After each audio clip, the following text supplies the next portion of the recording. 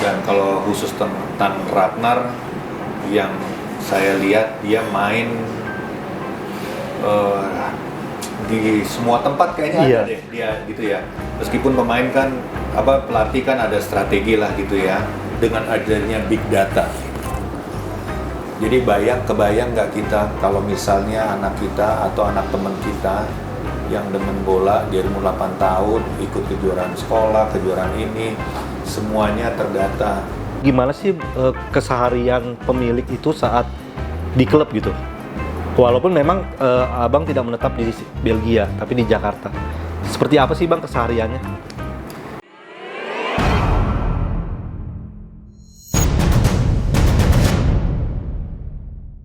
Bang di timnas kemarin bisa tampil baik lalu mencetak gol. Apa yang abang lihat dari seorang Ragnar bang? Kalau kita lihat game kemarin ya, yang pasti itu satu tim effort ya. Kemarin pemain kita benar-benar mainnya kolektif dan itu sangat bagus. Dan kalau khusus tentang Ragnar, yang saya lihat dia main di semua tempat kayaknya Iya. ada deh dia gitu ya. Meskipun pemain kan pelatih kan ada strategi lah gitu ya. Dan dia bisa ngisi, dia bisa mengisi, dia bisa menjalankan instruksi pelatih dan berkembangnya permainan, dia bisa melihat juga di mana dia harus mengisi bolong-bolong atau mengisi yang ruang-ruang yang harus dijaga gitu. Jadi makanya kemarin saya lihat dia banyak berbagai tempat dan tapi paling utama sih kolektifnya itu yang kemarin yang kuat. Artinya itu memang yang abang harapkan dari Ragnar saat di Dender nanti ya bang ya? Iya, karena gimana pun juga kan 11 orang yang main dan 11 tahu posisinya masing-masing, dan dalam hal ini Ragnar yakin tahu bermain secara kolektif, dan itu yang kita ingin lihat nanti pada saat di Dender. Karena Dender juga mainnya kayak kemarin, pembukaan 3-5-2 ketika menyerang. Wah, 5 berapa? Bertahan belakangnya 5. Ya. Ketika menyerang tuh yang sayapnya malah ke depan juga, malah sangat ofensif, kayak hampir mirip kemarin juga gitu.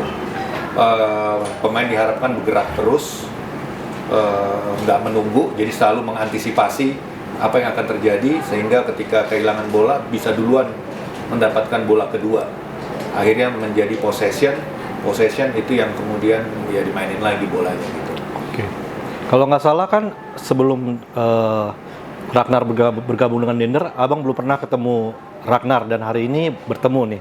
Kesan apa yang abang dapat dari seorang Ragnar saat pertemuan langsung bang? Ya, hari ini pertemuan pertama saya dengan Ragnar dan saya melihat dia orang yang ramah,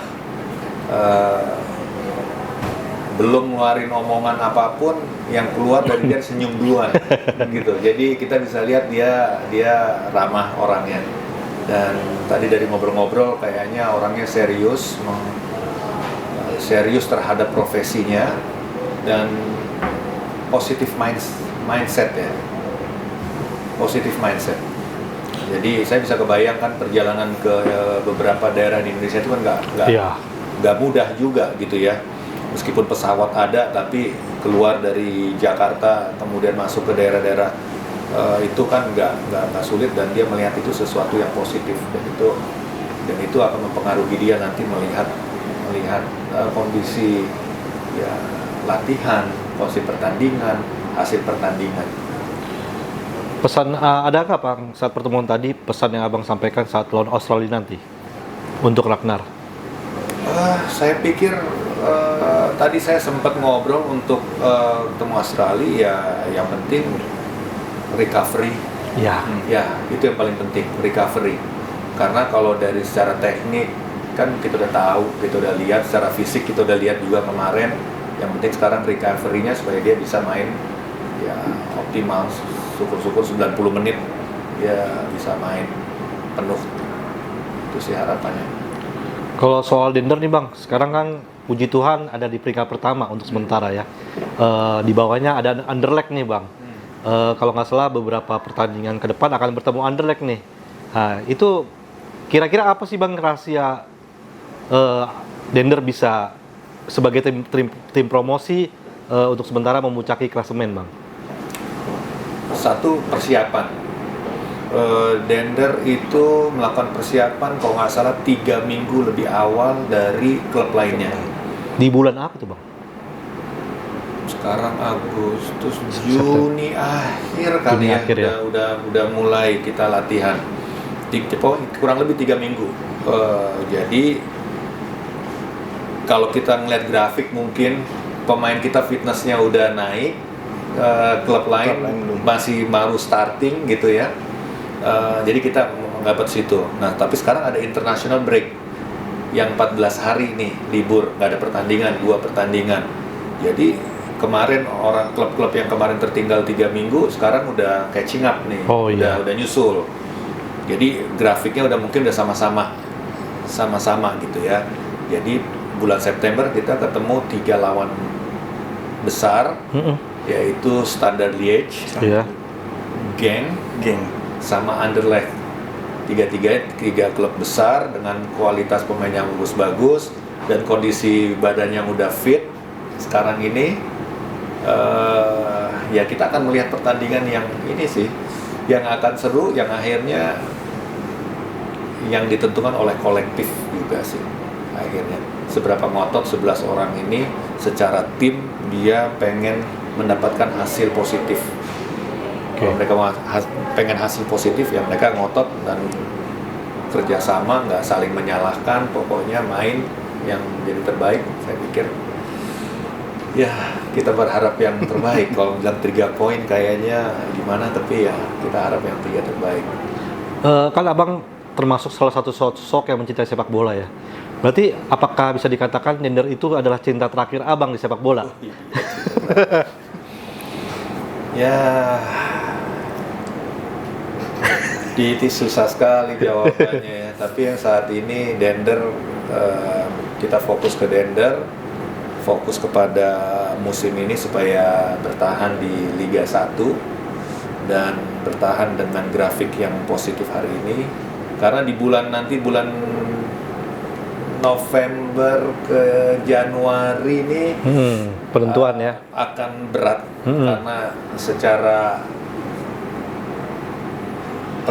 secara musim kita juga mungkin akan ada yang turun grafik ya, kan itu akan mempengaruhi hasil. Jadi November ke Januari ini akan berat dan kita akan fokus ke situ. Pemain-pemain bisa saling mengisi gitu ya, jadi tetap menjaga fitness levelnya di tempat yang tinggi. Dan kemudian kita sedang juga memikirkan gimana Dender ini bisa keluar dari stigma. Tadi orang-orang bilang budget terkecil, klub kecil, tapi kalau untuk visi, ambisi mungkin nggak sekecil budgetnya gitu. Kalau ini Bang, sebagai presiden nih ya, atau pemilik, saya kan atau kami awam gitu. Itu gimana sih keseharian pemilik itu saat di klub gitu? Walaupun memang Abang tidak menetap di Belgia, tapi di Jakarta. Seperti apa sih Bang kesehariannya? Kan sebenarnya bola ini kan strukturnya nih termasuk rapih ya.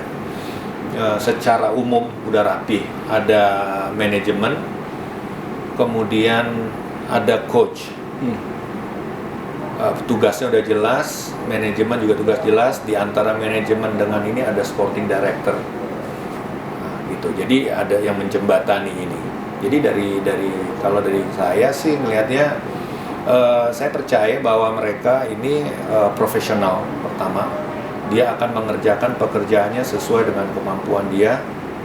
Kedua, kita pengen dia fokus pada pekerjaannya dan dia lebih tahu lah dibandingkan, meskipun kita punya pendapat juga ada yang melihat suatu permainan bagus atau tidak bagus kan kita bisa lihat juga. Tapi dalam hal ini saya selalu mengingatkan diri saya untuk minimal intervensi ke dalam urusan sporting, karena bukannya apa-apa, gampang minta pertanggungjawabannya gitu. Kalau kita nggak intervensi, ada sesuatu kita gampang. Tadi nggak bilang kan, lu sih, gitu kita gitu. Jadi kesehariannya ya kira-kira begitu, melihat keseluruhan, melihat dari sisi operasional, melihat sisi dari sporting, yang kemudian ujungnya kan kita mau prestasi tergantung dengan situasi timnya gitu ya, kayak Dender. Kita kalau prestasinya juara kayaknya kan itu suatu apa ya, ya mimpi lah gitu ya. Tapi kalau kita misalnya bertahan, itu adalah suatu prestasi juga buat si Dender. Nah, dari prestasi inilah yang kemudian nanti itu akan menjadi bekal di musim depannya untuk kemudian kita mencari pemain, membangun hubungan dengan klub lain, kemudian mencari strategic partner dan yang lain-lainnya. Jadi di situ sehariannya kita tetap seperti ya ngelihat perusahaan gitu, ada bagian produksi gitu, katakanlah ini pelatih bagian produksi, ya kita manajemen ngelihat maunya strateginya mau kemana. Kalau ngomongin strategi nih Bang, ada rencana kah Dender berstrategi atau menembus pasar Asia Tenggara termasuk Indonesia, misalnya selain dengan merekrut pemain Indonesia seperti Ragnar, misalnya merekrut juga pemain Thailand untuk punya market di sana, apa gimana Bang? Yang pasti sih ya, klub Eropa sekarang kan semua melirik Asia. Benar. Itu udah pasti. Yang kedua, observasi yang kita bisa lihat sebenarnya, dan ini harus kita ambil nih, artinya sebagai sesuatu yang positif, bahwa terjadi konvergensi. Artinya cara bermain itu, informasi cara bermain atau secara teknis yang dibutuhkan untuk suatu tim yang baik itu kayaknya udah sama bahasanya di antara klub-klub Asia, Eropa, Afrika, Amerika Selatan. Jadi ibaratnya apa ya, yang kita bisa lihat gap itu semakin tipis ya, semakin tipis antara negara-negara tradisional sepak bola Eropa, Amerika Selatan dengan yang lainnya. Nah, dengan kata lain sebenarnya adalah karena Eropa secara pasar melihat Asia, tetapi kita juga Asia secara kemampuan juga sudah mendekati ke cara bermain Eropa juga. Sebenarnya kesempatan buat kita Indonesia ini untuk yaitu benar-benar ngebenahin itu sehingga seperti Jepang kita bisa menghasilkan pemain dengan level yang sama dan jumlah banyak secara bergelombang gitu. Kita bisa melihat mulai dari Nakata terus ke sampai hari ini kan kita lihat bergelombangnya, dan Eropa telah menerima pemain Jepang, nggak lagi melihat dari mana dia dari Jepang, adalah nggak usah, nggak lagi begitu. Itu mungkin 25 tahun yang lalu gitu ya, tapi sekarang udah enggak. Nah, kita punya keuntungan, kita udah melihat ini semua, ya kita tinggal sebenarnya menjaga kita mengangkat ini gitu. Dan itu satu hal yang saya pengen lihat dari sisi pembinaan itu, kita bisa menghasilkan pemain-pemain dengan kualitas bagus yang buat Eropa itu layak juga dikontrak. Nah, itu yang menarik tuh Bang soal pembinaan ya. Dari Liga Belgia sendiri nih Bang, yang Abang ketahui, apa yang menurut Abang perlu dicontoh di liga kita ya Bang? Sebenarnya yang paling penting Bang, kita udah punya banyak pengalaman ya bola Indonesia ini. Sudah punya banyak pengalaman, banyak diskusi, banyak segala macam. Ya nggak ada kompetisi. Bukan kompetisi yang rutin. Apalagi sekarang dengan adanya big data. Jadi kebayang nggak kita kalau misalnya anak kita atau anak teman kita yang demen bola, dia umur 8 tahun, ikut kejuaraan sekolah, kejuaraan ini, semuanya terdata. Jadi kelihatan, ini anak tiap tahun ikut, bisa termonitor gitu, tercatat. Jadi itu yang di negara-negara itu sih sebenarnya itu. Dan kita udah tahu itu semua sebenarnya. Cuma ya konsistensi, memang ini Belgia itu dibilang itu negara farmer untuk bola ya, farming country for football gitu. Jadi emang apa ya, peternakan tanda kutip gitu ya, bukan mengatakan gimana, tapi memang kita bisa melihat karena itu dia menjadi tempat stepping to batu lompatan. Jadi itu yang kita perlukan sebenarnya, kompetisi. Bang Syar, mungkin proyeksi berapa tahun nih kira-kira yang dibutuhkan Denders untuk tadi Bang Syar ya untuk bicara dalam persaingan perebutan gelar juara di Liga Belgia. Udah ada nggak proyeksi berapa tahun nih kira-kira yang dibutuhkan oleh Denders? karena kemajuannya kan pesat sekali ya, promosi dari divisi 3 ya kalau nggak salah ya. Tapi secara bola cepat kan bunder ya. Bola bunder hari ini 6 game ya, kemarin 2 tahun 3 tahun terakhir kita bisa begitu ya, bisa naik promosi 2 kali. Kemudian sekarang kita 6 game pertama bisa di atas. Cuma memang kualitas pemain yang levelnya tinggi di luar yang eksepsional ya, kayak Messi, Ronaldo, yang di luar orang jenius gitu ya. Jadi orang orang, jadi kita anggaplah mereka orang-orang terpilih nih, anggaplah mereka orang jenius gitu ya, 1, 2, 3, 4 gitu ya. Tapi kalian kualitasnya tuh yang level itu makin banyak. Dan tentunya bagi mereka maunya ke klub besar. Jadi kita mesti punya cara sendiri juga untuk mendapatkan pemain berkualitas itu. Kalau bilang setahun saya nggak percaya, Dender bisa dalam setahun, 2 tahun juga mungkin enggak.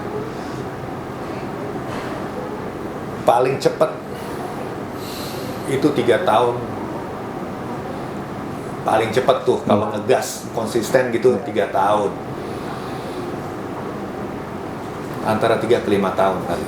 Baru kita bisa bicara, oke, semester musim ini kita fight for Champions League position misalnya. Baru bisa ngomong begitu. Mungkin 5 tahun. Paling cepat saya pikir. Tapi selalu ada kemungkinan cerita Cinderella, Bang Syar. Kalau ya Macam Leicester ya. Leicester membutuhkan 7 dwarf sama 1 apel dan 1 pangeran. Ya, Bang Syar, kondisi Ragnar sekarang di Denders ini seperti memperlihatkan profesionalisme di klub karena tidak ada hubungan antara kedekatan Ragnar dengan pemilik klub yang adalah orang Indonesia, kemudian dia otomatis mendapatkan menit bermain ya. Ini gimana pandangan Bang? Iya,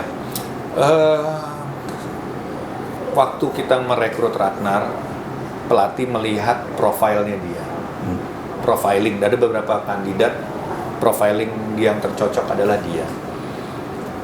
Jadi kita percaya bahwa ketika mereka melakukan profiling itu, yang terbenak yang muncul dalam pikiran mereka adalah nanti kita mainin dia di mana ya.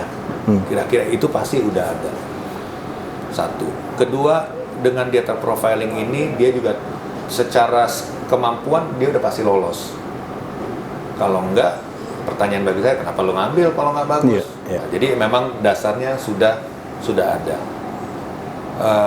Ketiga, tentunya adalah adaptasi yang perlu nih. Adaptasi ini apa? Adaptasi tentu dengan cara bermain, dengan sistem bermain oleh pelatih, dan juga fitness level. Yang terjadi saat ini, bayangan saya setelah melihat pertandingan Saudi kemarin, maka saya bisa melihat 3 minggu dia di Dender itu memang gembenerin fitness level dia. Kenapa itu penting? Saya paham sih, banyak orang juga saya baca, aduh mainin. Cuma satu hal yang perlu kita jaga adalah season itu panjang, kompetisinya intens, dan dia perlu injury free. Nah, untuk itu nggak bukan harus persiapan, dan itu ada di fitness level dan conditioning. Jadi ya saya percaya pelatih akan memainkan dia di di kala waktu yang tepat karena semua ingredientnya udah ada. Iya, iya. Ya, dia udah ada mulai dari proses rekrutmen, terus kemudian tahapan persiapan fitnessnya udah ada. Dia udah buktikan juga bisa bermain 90 menit. Di Australia juga nanti mungkin dia kemungkinan besar juga dia bermain. Dari situ kita bisa melihat ada apa ya, udah track record gitu ya, ada data yang kita bisa lihat bahwa level dia kesiapannya untuk di Liga Belgia, untuk di Dender dia ada di mana. Tapi kembali lagi seperti saya bilang, saya itu kembalikan sepenuhnya kepada pelatih. Yeah. Karena kita persaingan di dalam sangat sehat. Semua merasa memiliki kesempatan untuk bermain. Makanya kita sangat kohesif banget. Jadi semua happy kalau temennya perform. Bukan cuma yang 11 orang main terus yang diantara mereka dia yang happy, teman-teman yang nggak ini pun happy gitu. Jadi karena atmosfer itu, kolektivitas itu ada saat ini. Terima kasih sudah menonton. Silakan subscribe, like, dan jangan lupa komen di bawah ya Bola Spotter.